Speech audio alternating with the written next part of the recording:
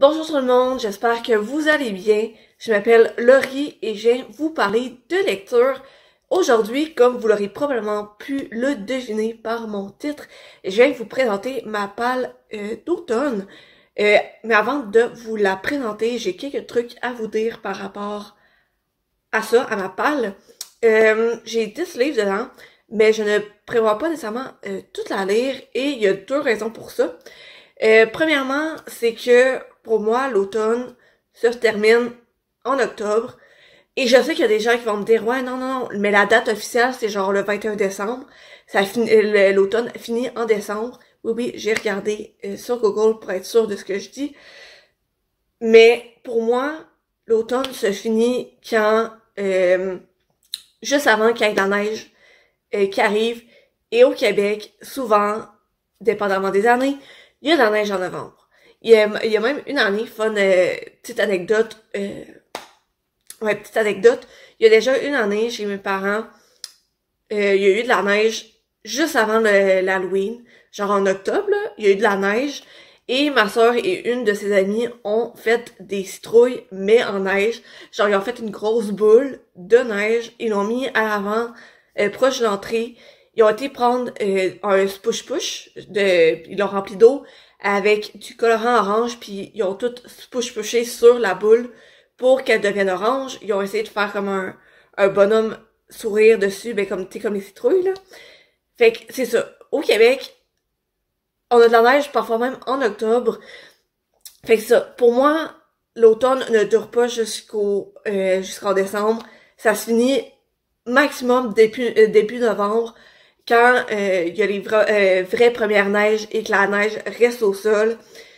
Donc, tout ça pour dire que, pour moi, l'automne, genre ma palle d'automne est pour 2 mois, donc septembre et octobre.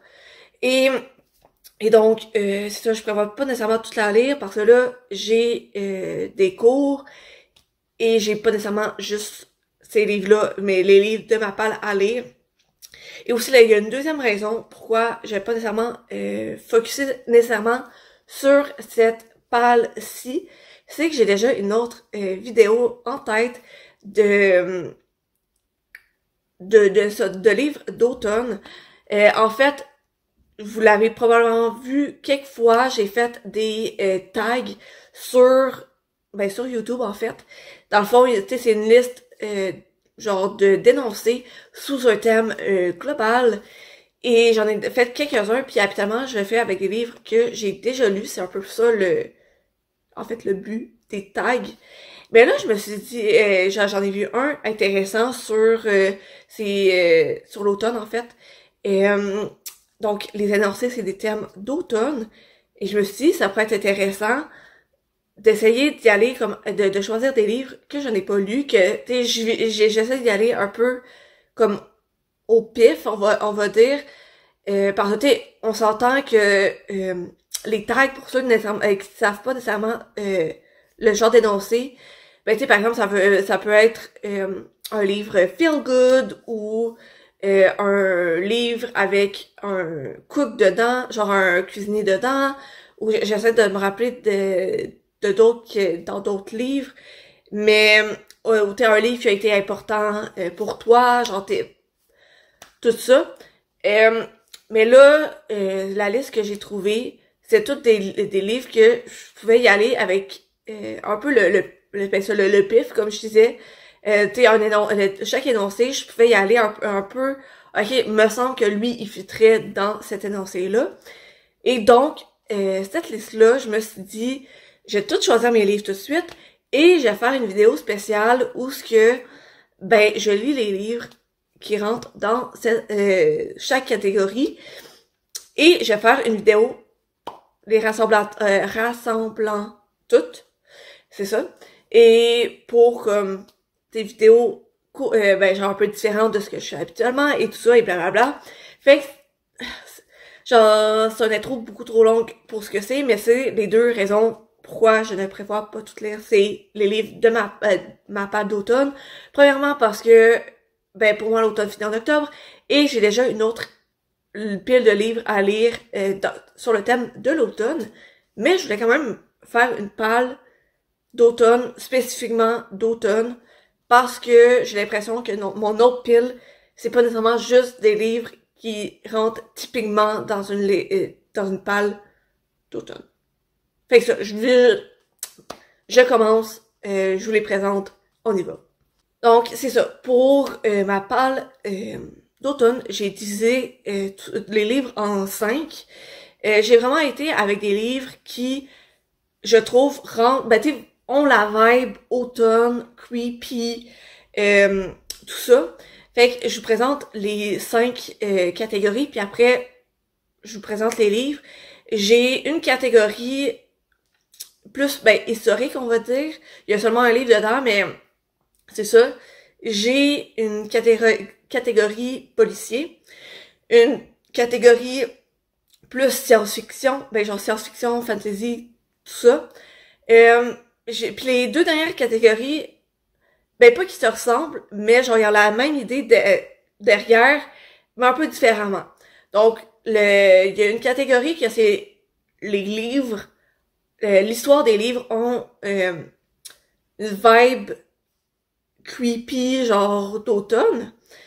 Puis l'autre catégorie, ça ressemble un peu, mais c'est comme des auteurs qui sont reconnus pour faire des livres creepy, bizarres. C'est ça.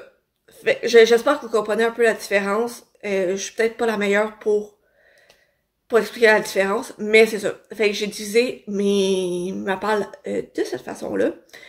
Donc, pour la première catégorie que j'ai dit, c'est ça, plus historique.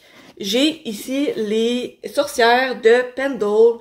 Ça se passe à Lancashire, à Pendle, en 1612. Puis à 17 ans, c'est Fleetwood Shuttleworth qui est enceinte de son 4e enfant, mais elle a eu 3 fausses couches auparavant.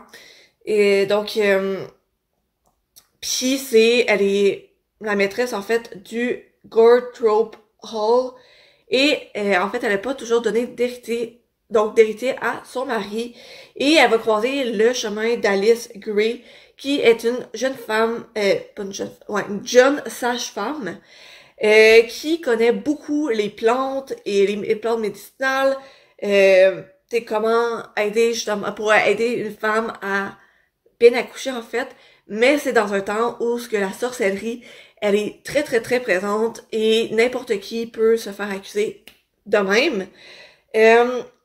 Donc c'est ça, il y a un grand procès pour sorcellerie qui commence à Pendle, et tous les regards se tournent vers justement Alice, la sage-femme. Puis elle est accusée par plein de femmes. Puis c'est ça. Donc pour Fleetwood, qui est de plus en plus enceinte en fait, son ventre est grossi de plus en plus, son but est d'innocenter Alice. Puis ça, genre le temps presse, et Fleetwood doit essayer le plus rapidement possible d'innocenter Alice. Donc la raison pourquoi j'ai mis dans ma palle d'automne, sorcière, ça fit dans la vibe. Puis la couverture aussi, on voit le doré qui reflète un peu, ça fait vraiment, je trouve que ça fait vraiment automne. Pas besoin de plus en dire. Mais ça c'est le seul livre dans la section plus historique, on va dire, mais qui reste quand même dans sous le thème de l'automne. Donc, pour continuer, j'y vais avec les livres de policiers. J'en ai mis 3 dans cette section-ci.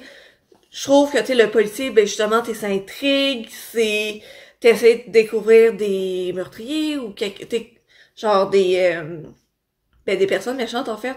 Puis je trouve que, ça fit bien dans la vibe automne, Halloween surtout. Mais ça, j'ai fait ma palle d'automne avec en tête, parce que justement, vu que pour moi ça finit, ça doit faire genre 10 fois que je dis, vu que ça finit pour moi à la fin octobre, il y a l'Halloween. Halloween, c'est creepy, c'est on se déguise, il y a des sorcières, blablabla, ben, je trouve que tes policiers, ça rentre un peu là-dedans. Fait que je me suis mis 3 livres. Il y a, le premier, c'est derrière derrière la reine de Barbara Abel. C'est, je vais vous lire directement le résumé, il est super court.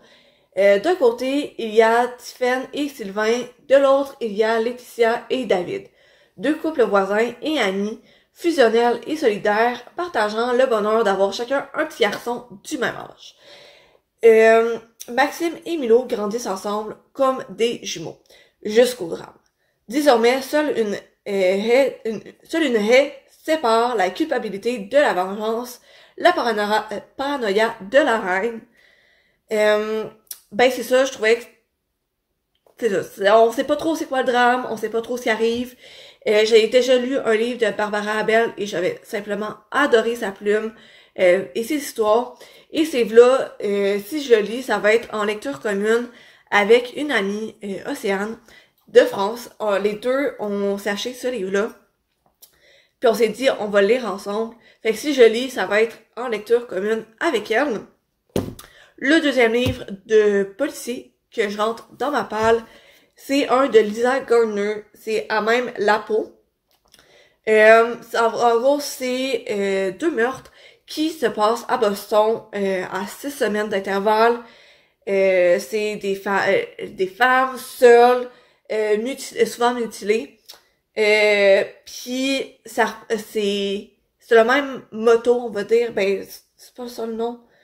Puis à côté d'elle, il y a une rose qui est déposée par l'assassin. Puis la mise en scène ressemble beaucoup à une série de meurtres qui s'est passée il y a 40 ans plus tôt.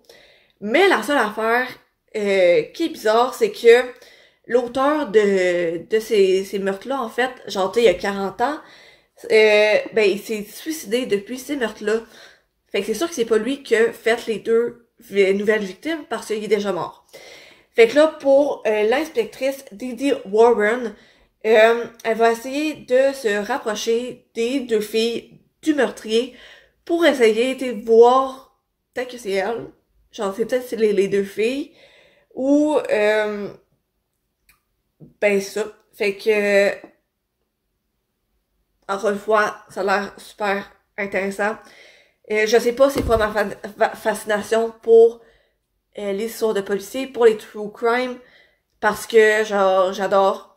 Petite parenthèse, pour vrai, sur Netflix, j'ai souvent regardé des séries de true crime qui parlent de meurtriers, de personnes qui ont fait XY criminels, des criminels. Il y a aussi sur YouTube, je suis Bailey Sarian et elle a fait beaucoup de vidéos sur justement des criminels et je trouve ça super intéressant et c'est ça.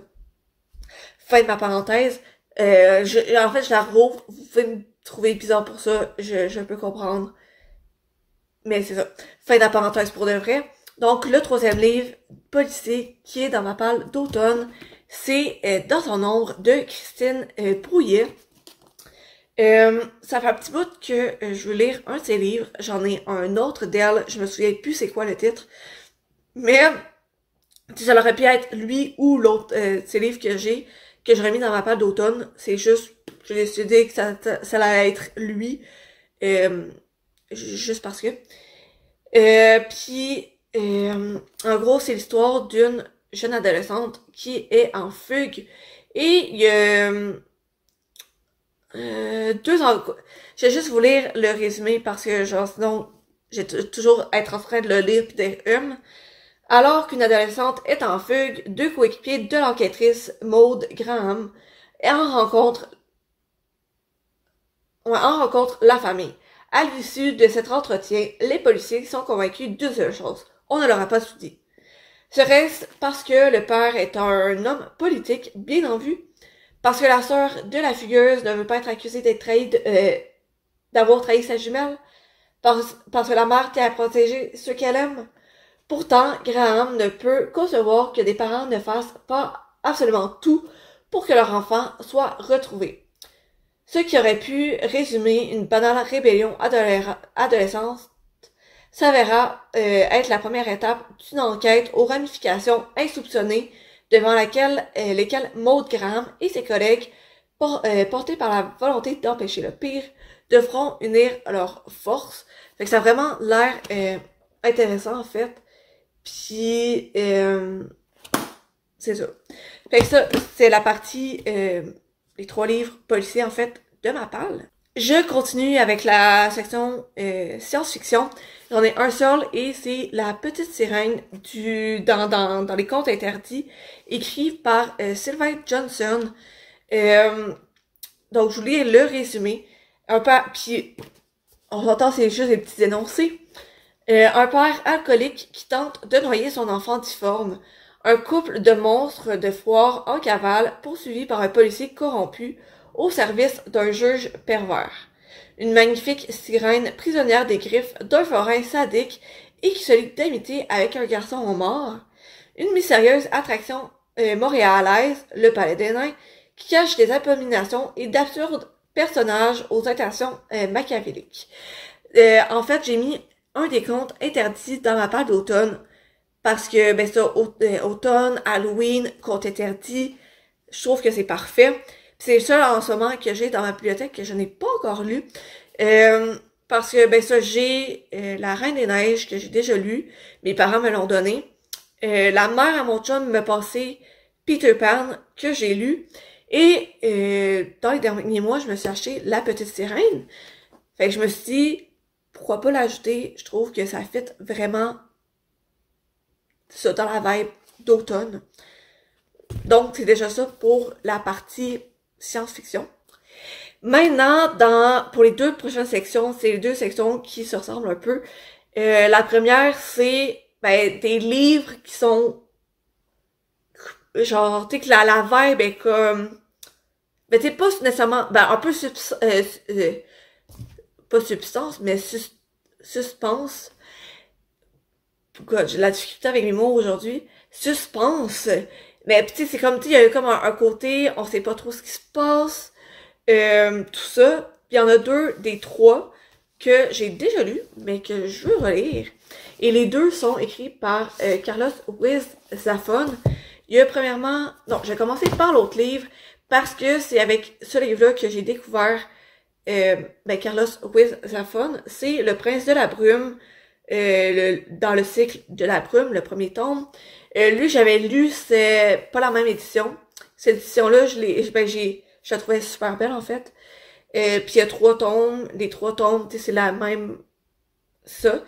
Puis ce tome-là, je l'avais lu au secondaire. C'est un livre obligatoire à lire. Et j'avais beaucoup aimé. Puis après ça, j'ai acheté plein de ces livres. Non, il y en a quelques-uns que j'ai achetés. D'autres, on me a prêtés, tout ça.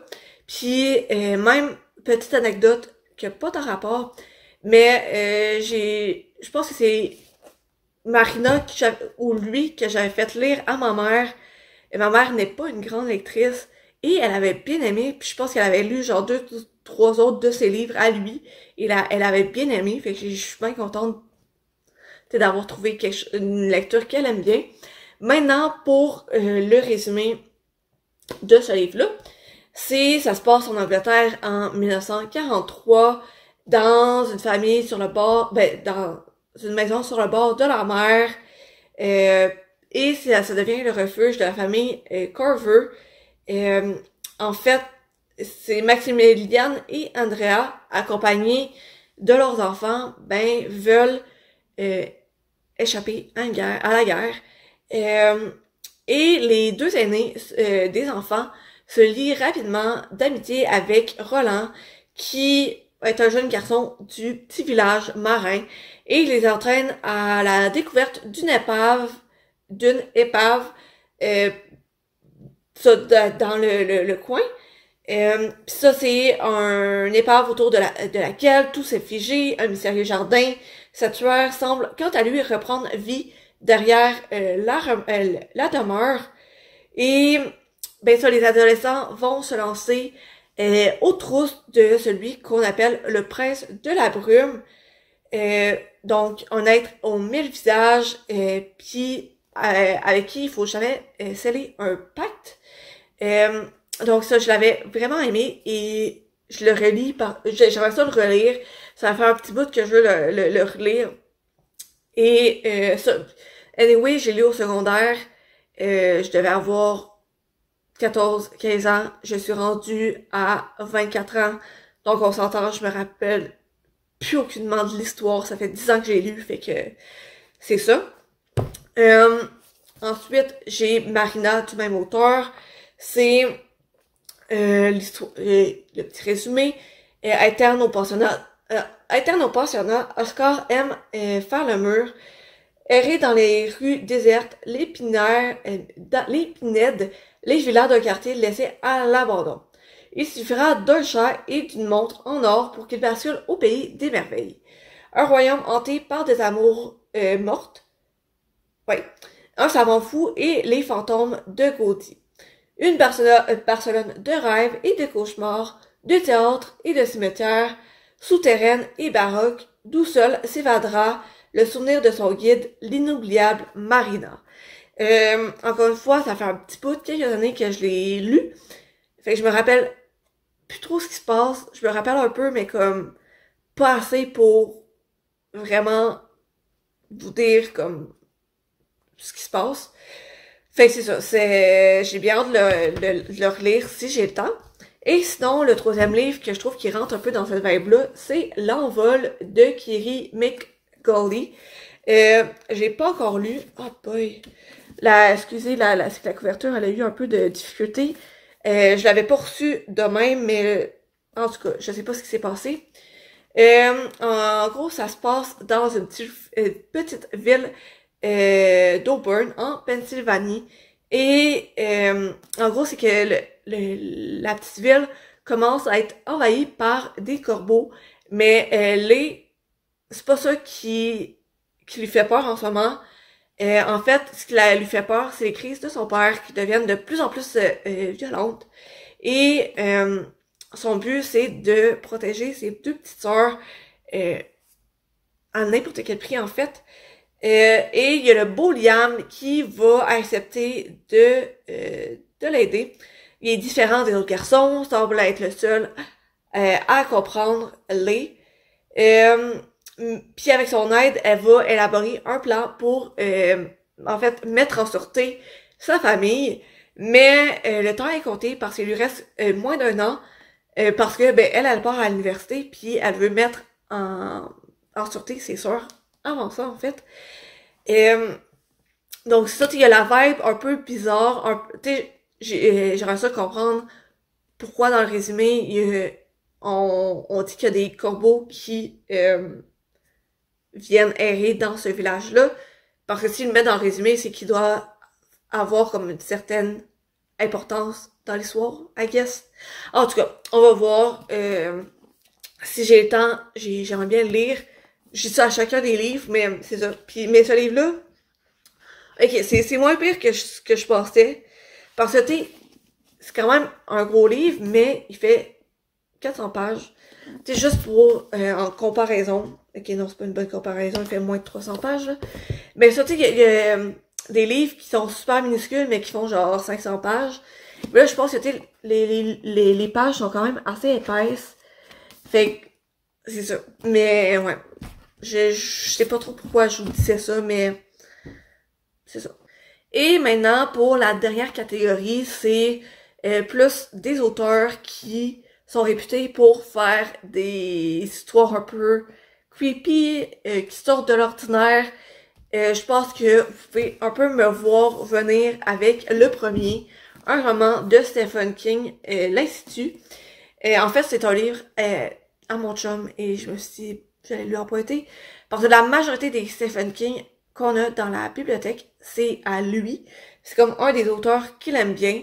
Fait que, c'est ça. En gros, c'est l'histoire de Luke Ellis qui est surdoué. Et une nuit, il va se faire kidnapper. Il y a des trucs qui rentrent dans sa maison. Il se fait kidnapper. Les kidnappeurs tuent ses parents. Ils l'enlèvent. Et c'est ça. Et il se retrouve dans un institut. La chambre ressemble à la sienne. La seule différence, c'est que il n'y a pas de fenêtre. Et dans le couloir, ben, il y a plein d'autres chambres qui cachent d'autres enfants surdoués qui ont des pouvoirs psychiques. Donc, les questions sont, que font-ils là? Qu'attend-on d'eux? Et pourquoi aucun de ces enfants ne cherche-t-il à s'enfuir? Donc, c'est ça. Et, non, je vais le mettre ici. Et le deuxième, c'est un auteur. Pour moi, dans ma tête, j'ai pas lu beaucoup de livres, ni de Stephen King, ni de Patrick Sénécal. Mais pour moi, genre Patrick Sénécal, c'est un peu l'équivalent de Stephen King, mais genre plus niveau québécois, genre un peu moins connu, évidemment, que Stephen King, parce que Stephen King est connu partout, littéralement. Mais ça, le livre que j'ai de Patrick Sénécal, c'est le deuxième tome de Malfas. J'avais reçu le premier tome il y a quelques années, à ma fête, de la part de ma marraine, et j'avais beaucoup aimé. Je vais pas vous faire le résumé du deuxième tome, juste du premier. Mais en gros, c'est ça, ça se passe à Malfas, dans le cégep de Malfas. En fait, toutes les personnes qui se retrouvent là, que ça soit genre les enseignants ou les élèves, bon, on les veut nulle part ailleurs.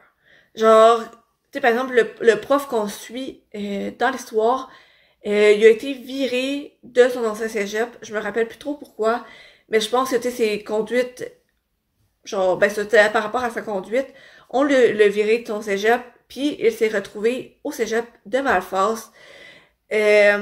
Donc, c'est ça. Puis, il arrive au cégep, tu sais, il y a toujours plein de corbeaux, c'est vraiment genre... je sais pas ce que les corbeaux ont dans les histoires, mais c'est ça.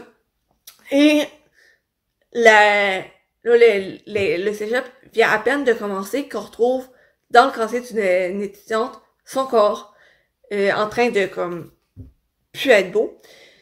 Donc, c'est ça, puis il y a d'autres corps qui sont par la suite retrouvés, donc c'est vraiment bizarre. Et le prof, le nouveau prof, ben, va essayer de, genre, comprendre ce qui se passe. Fait que là, ben, ça, c'est le deuxième, c'est la suite. Je sais qu'il y a d'autres tomes aussi par la suite. Je pense qu'il y en a 4 ou 5. Mais ça se peut que je me trompe. Mais c'est ça. Fait que le premier tome, j'avais bien aimé. Je l'avais lu quand même assez rapidement. Ça fait, ben, ça fait un petit peu que je l'ai lu. Fait que j'espère quand même assez bien m'en rappeler pour pas être trop déboussolée dans la lecture du deuxième tome. Donc c'est ça. Donc c'est... boy!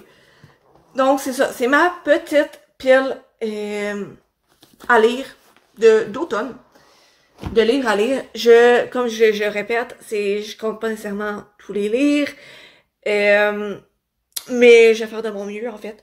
Puis on va voir ce que je suis capable de lire. C'est sûr que je vous fais des updates au courant des prochaines semaines. Mais ça, c'est sûr que je me sors quelques livres de cette pile-là pour les prochaines semaines. Et aussi de mon autre pile secrète de... ben ça, de livres d'automne. J'en ai 2. Ça. Puis j'ai remarqué que je fit aucunement dans la vibe d'automne avec un chandail avec un petit lutin. C'était genre, pourquoi, vous allez me demander, pourquoi tu portes un chandail de lutin en septembre? Pourquoi?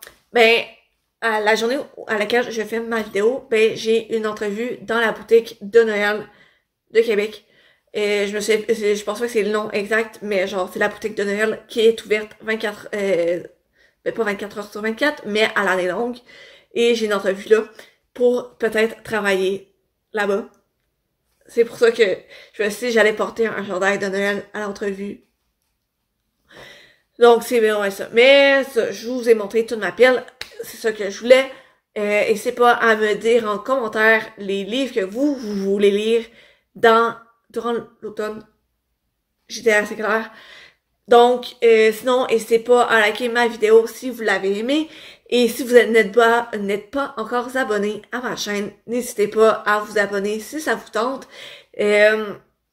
Et sinon, je vous souhaite une bonne journée et on se retrouve dans la prochaine vidéo. À la prochaine!